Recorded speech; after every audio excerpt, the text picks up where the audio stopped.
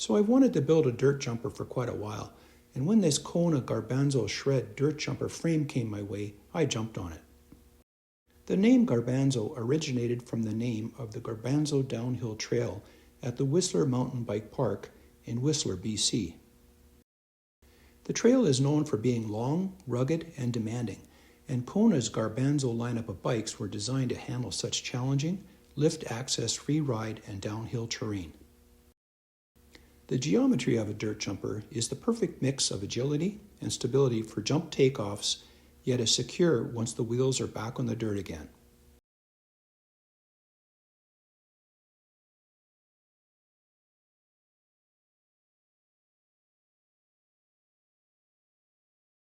Before I start building up the bike, I'll complete paint touch-ups to the frame, as the right side of the chainstay was quite gnashed up. So the priming is complete. With the final paint complete, the paint matched pretty good.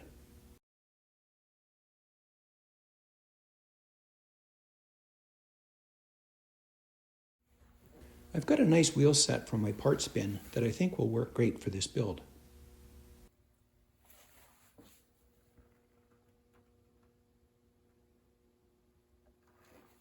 The idea for the build will be to go with a single speed setup, including a 32-tooth chainring in the front and a 14-tooth sprocket in the back for the quick bursts of speed required for dirt jumper riding. To achieve the single speed setup, I have a nice 170mm FSA crankset in my parts bin, and I'll simply remove the triple chainring and install the new single chainring.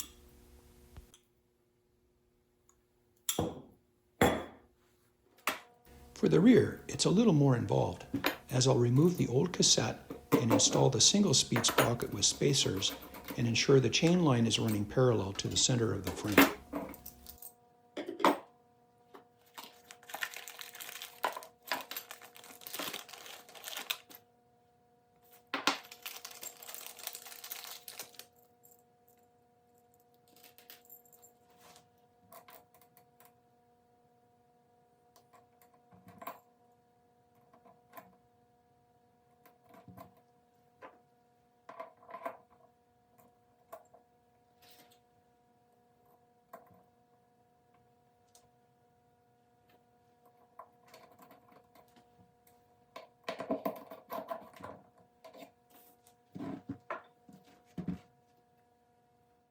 Next, I'll install the bottom bracket using an anti-seize compound.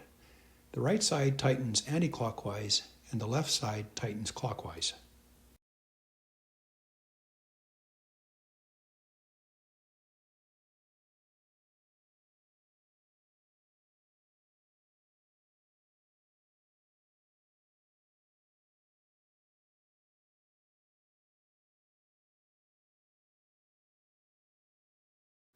And then I'll install the cranks. With the bottom bracket and cranks installed, the easiest way to check if the chain line is close is to sight along the chain from the back of the bike, and in this case it looks pretty good. To get the chain line exact, I'll measure from the center of the seat tube to the center of the teeth on the front chainring, which in this case is 54.5 millimeters. The offset in the back needs to be the same as the front and is measured from the rear dropout. So I'll measure the distance between the rear dropouts, which is 136 millimeters. Divide this measurement by 2, or 68 millimeters, gives me the center of the frame in the back. Next, I'll subtract the front chainring measurement of 54.5 millimeters from the rear 65 millimeter measurement, meaning the rear cog needs to be 13.5 millimeters from the dropout. In this case, I'm at 14 millimeters, so I'll just leave it, but to get the right spacing is easy, just by moving the spacers around. With the chain line sorted out, I'll move on to installing the chain. On bikes with horizontal dropouts, it's easy to adjust the chain slack by simply moving the wheel in the dropouts.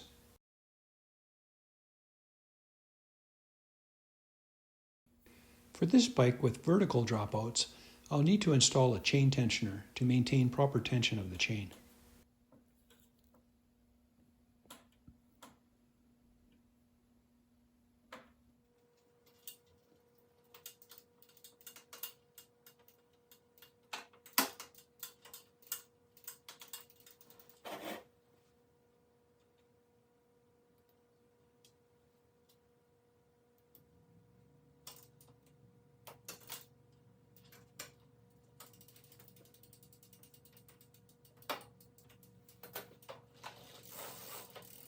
With the chain install complete, I have a nice set of Tora rock shocks, which will work great for this build. Next, I'll grease up the headset bearings using a high-quality marine grease.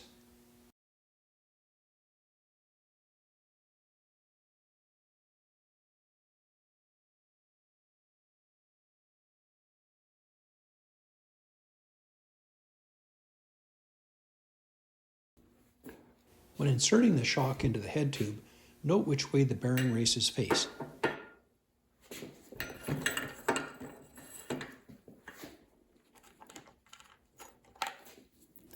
Next, I'll install the adjustable race, compression ring, and spacers.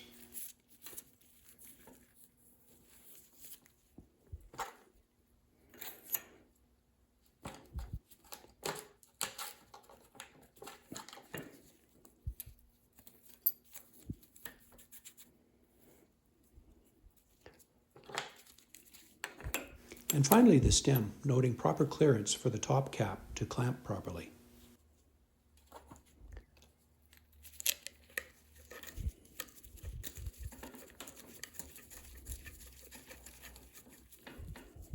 The top cap should be tightened just enough to take out any play, but not too tight to restrict free movement of the shock.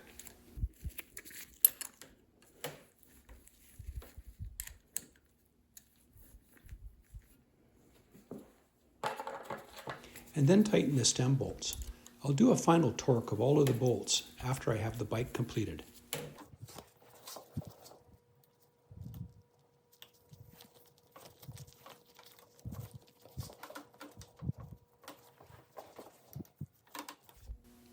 The handlebars are a branded Kona bar, which fit the bike nicely.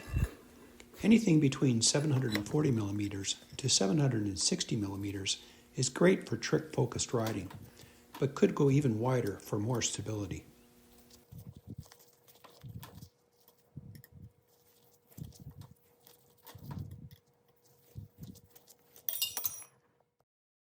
Should also note I'm going with a short stem, so the overall reach of the bike will provide great maneuverability, responsiveness, and control for tricks and technical riding.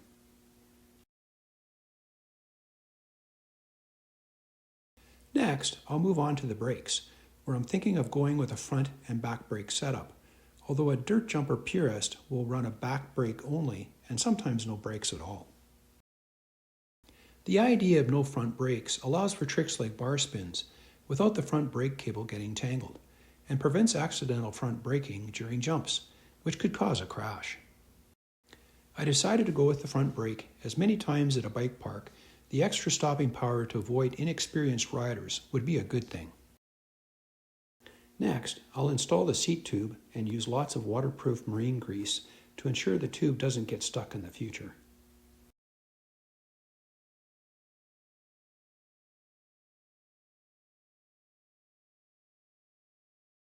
So not much left for this build other than to install a nice set of grips and pedals and get this bike out for some shredding fun.